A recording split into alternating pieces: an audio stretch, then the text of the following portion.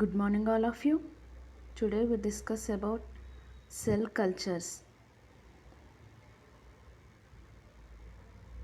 కణవర్ధనము. First one, primary cell culture. ప్రాథమిక కణవర్ధనము. V.I. Shafir defined primary cell culture as a culture started from cells, tissues or organs taken directly from the organism. 1978 సంవత్సరంలో W.I. షెఫీర్ ప్రాథమిక కణవర్ధనమును నిర్వచించినాడు. కణవర్ధం యొక్క ప్రారంభము మొట్టమొదటిసారిగా జంతు సేకరణ గావించిన కణాలు, కణజాలాల మరియు అంగముల నుండి మాత్రమే ప్రారంభించవలసి ఉంటుంది. The maintenance and growth of isolated cells from a live specimen, for example hepatic cells, white blood cells. అలా సేకరించి వేరు చేయబడిన కణాలను తగిన రీతిలో పెరుగుదల గావించుట మరియు పోషణ గావించుట చాలా ముఖ్యము. ఉదాహరణకు కాలేయం, తెల్ల రక్త కణాలను ప్రయోగశాలల్లో అన్ని వసతులు కల్పించిన మాధ్యమంలోనికి చేర్చుటే ప్రాథమిక కణవర్ధనము. Under laboratory conditions in suitable culture medium is known as primary cell culture.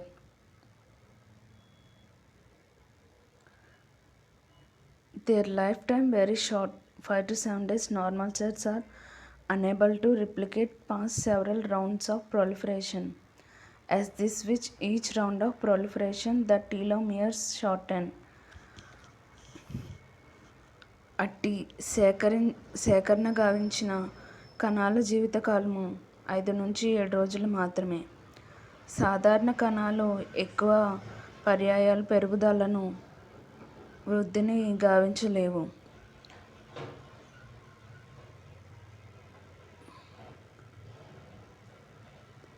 ఇందుకు ముఖ్య కారణం ఏమనగా వాటి క్రోమోజోమ్లలోని టెలోమియర్స్ సంఖ్య క్రమంగా తగ్గి పొట్టివైపోవును. When the telomeres reaches a critically reduced length, DNA damage is triggered leading to cellular senescence. ఈ చర్యతో డిఎన్ఏలో కూడా అనేక మార్పులు జరిగి కణ విభజనకు కూడా ఆటంకములు కలుగును.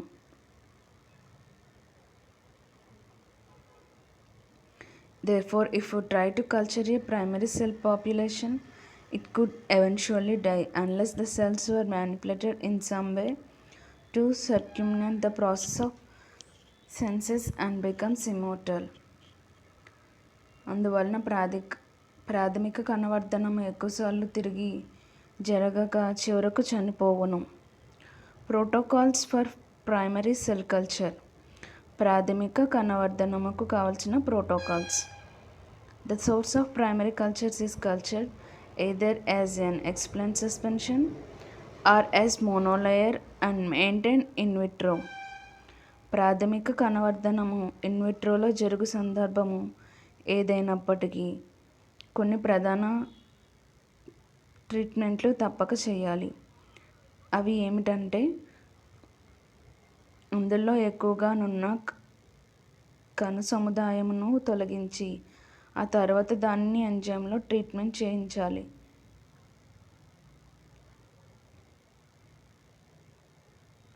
విడివడిన కణాలను తగిన రీతిలో వర్ధనం గావించునే వాటి సంఖ్యను బాగా వృద్ధి గావించవలెను.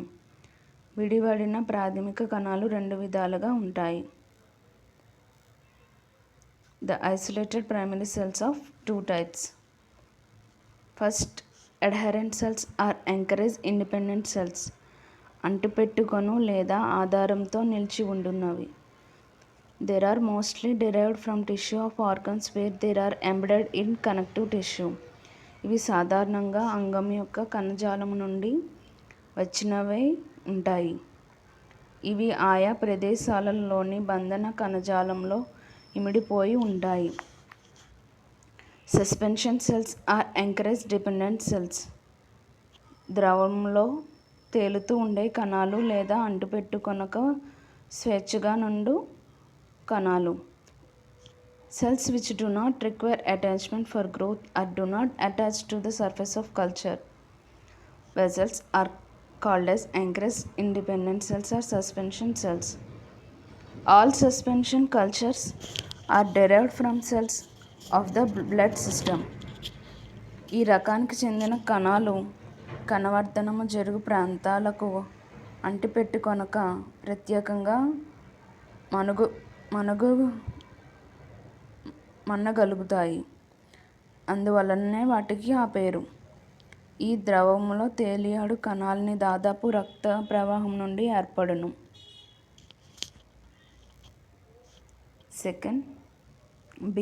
Secondary cell cultures.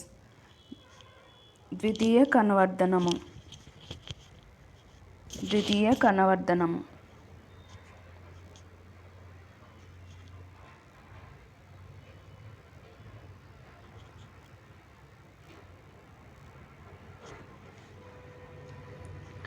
ఈ ప్రాథమిక The primary cell culture is subcultured in fresh media to establish secondary cultures or cell line which last for a long duration from 20 to 200 generations. ప్రాథమిక కణవర్ధనం ద్వారా ఏర్పడిన కణాల నుండి మరలా క్రొత్త కణాలు వర్ధనము ద్వారా ఏర్పడు వాటిని ద్వితీయ వర్ధనము అంటారు. వీటిని కణ లైన్లు అని కూడా అంటారు. ద్వితీయ వర్ధన కణాలు చాలా కాలం అనగా 20 నుంచి 200 జీవన కాలాలు మన్నగలవు. The best example of this could be cancer cells which may have undergone genetic changes to resist diseases and are immortal. ద్వితీయ వర్ధన కణాలు చాలా ఇంతకు మించి జీవించలేవు. ఉదాహరణకు క్యాన్సర్ కణాలు పేర్కొనవచ్చు. ఈ క్యాన్సర్ కణాలకు జన్యు మార్పులు జరుగుట వలన వాటిని మరణము లేని కణాలుగా పరిగణిస్తారు. ఇవే కణ లైన్లు. The first immortalized most famous cell line HeLa cells. అటువంటి మరణము లేని కణ లైనులలో ముఖ్యమైనది cell line HeLa cells. Next continuous cell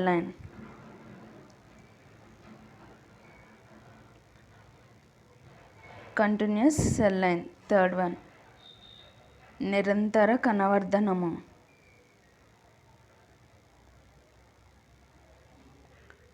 అప్రతిహత కణలైను. ఒక కణలైను the primary culture becomes a cell line only after its first subculture. ఒక కణలైను ఏర్పడుటకు ప్రాథమిక కణవర్ధనములోని కణాలు మరలా సబ్ కణవర్ధనము జరిపిన తర్వాత ఏర్పడును. The subculture is needed when the nutrients present in the medium for cell growth diminish. వర్ధనంలోని మాధ్యమంలోని యానకం యొక్క శక్తి లేదా విలువ తగ్గినప్పుడు కణాల వర్ధనం యొక్క పెరుగుదల కూడా తగ్గిపోవును.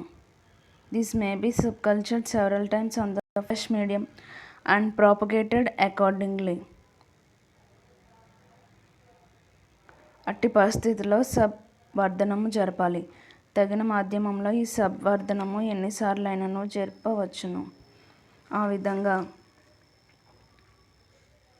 by doing so a continuous growth of cells is maintained.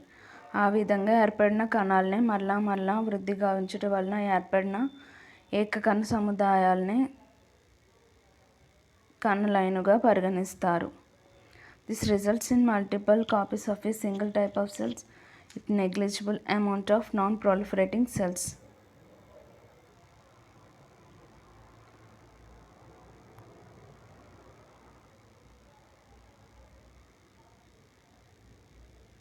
During the course of repeated subculture and selection, the cell line gets evolved and properly established, consisting of rapidly proliferating cells.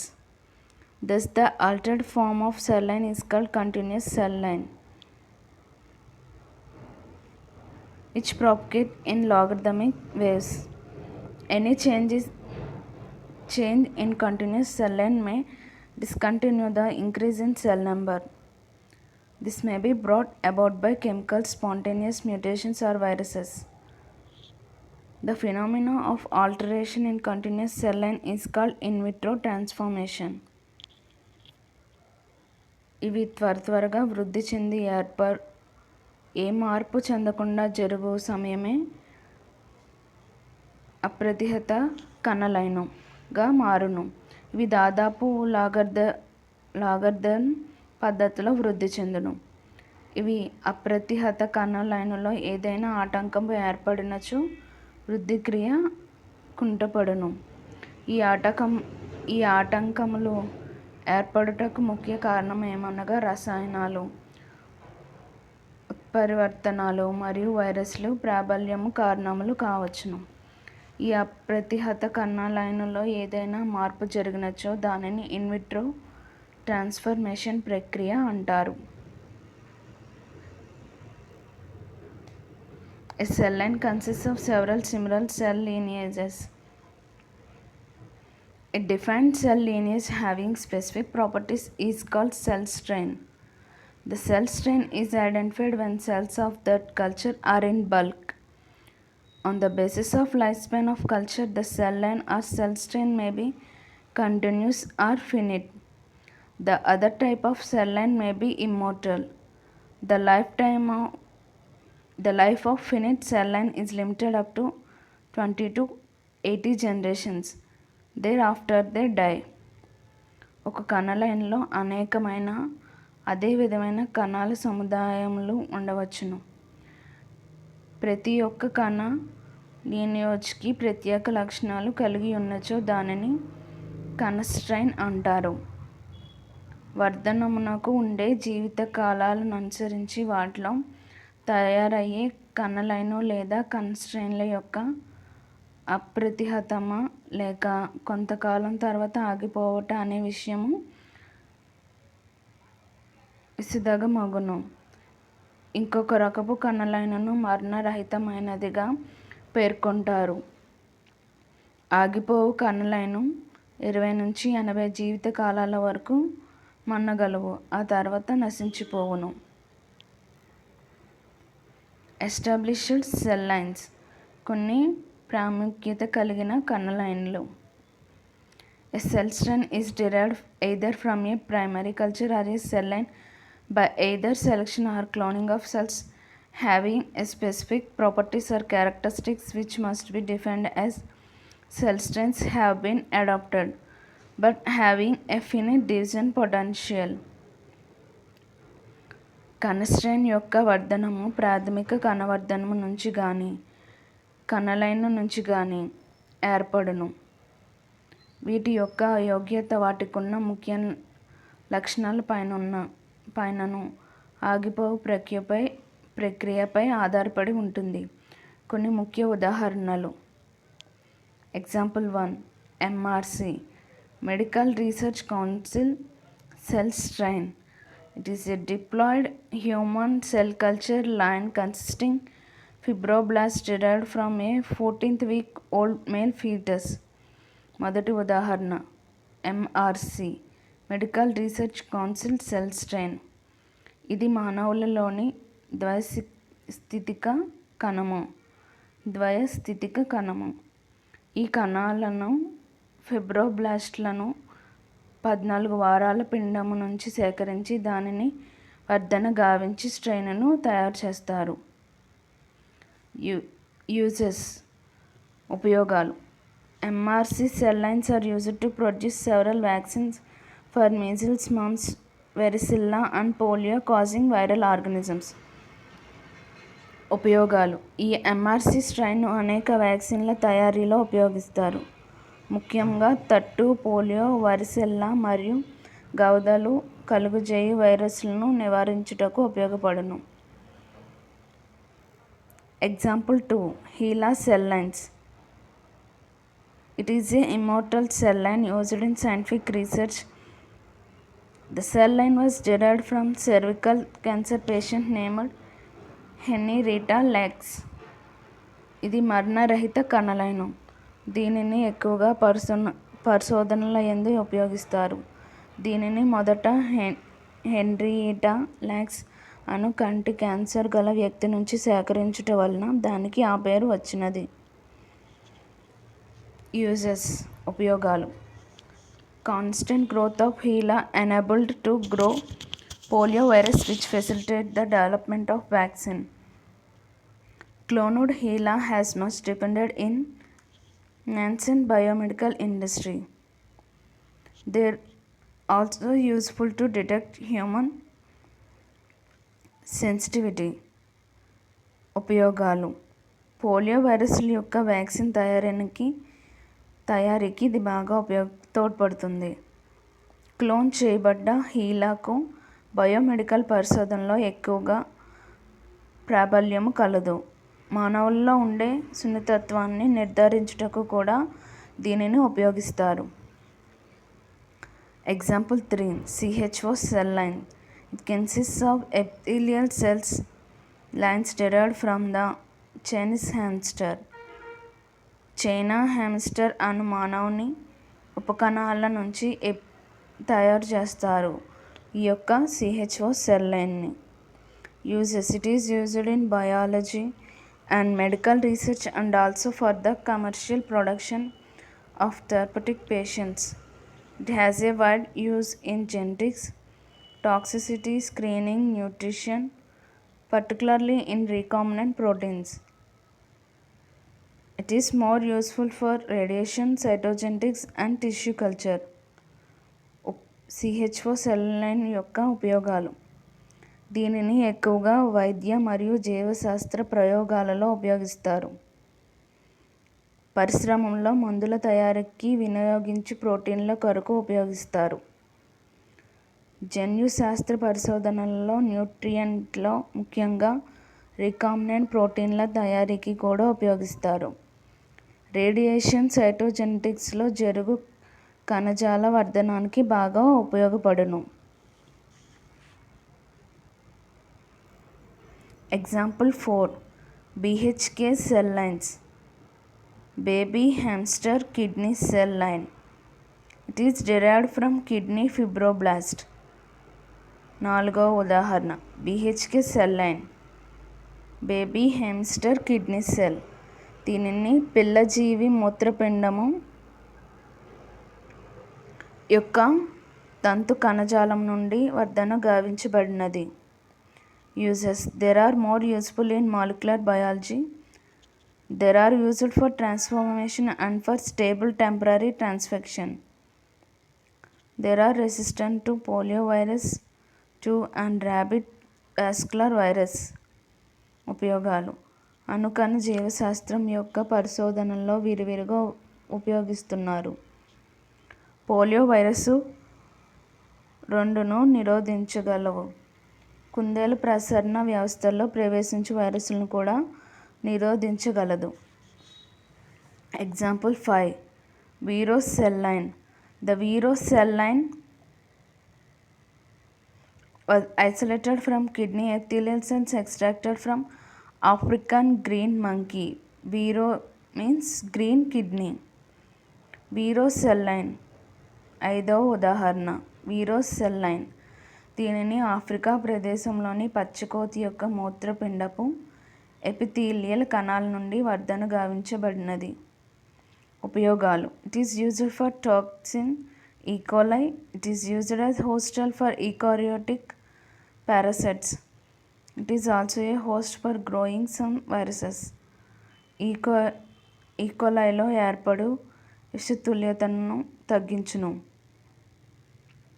యూకారియోటిక్స్లోని కొన్ని పరాన్నజీవులకు ఆతిథ్యం నిచ్చును.